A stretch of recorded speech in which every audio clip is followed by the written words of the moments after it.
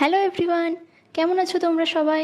কাল হঠাৎ করে রাত 12টার সময় বোন আমার কাছে এসে বলল আজ নাকি ওর খুব মেহেন্দি পড়তে ইচ্ছে করছে।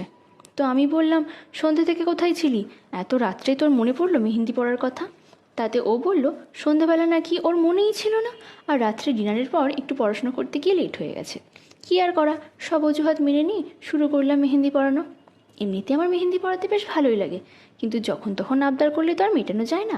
তাই বললাম পরিয়ে দিতে পারি, কিন্তু খুব অল্প করে সিম্পল ডিজাইনের মধ্যেই পরাবো। অগত্যা ও রাজি হয়ে গেল। এবার শুরু করলাম আমি মেহেন্দি পরানো। রাত 12টার সময় ছাই মাথায় কিছুই আসছিল না, তবুও প্রথমে জিলিপি দিয়ে শুরু করলাম। জিলিপি বানাতে বানাতে ভাবলাম অনেক জিলিপি হয়েছে, এবার একটু ঘাস পাতা আঁকা যাক বলে ঘাস পাতাও এঁকে ফেললাম।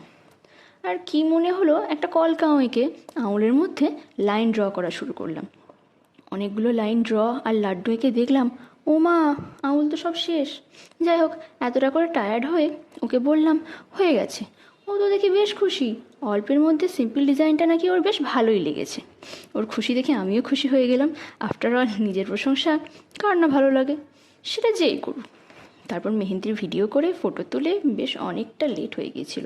ওর আবার নাকি কাল সকালে টিউশন ছিল, তাই আর লেট না করে সব গুছিয়ে চললাম দুজনে ঘুমির দেশে পাড়ি দিতে।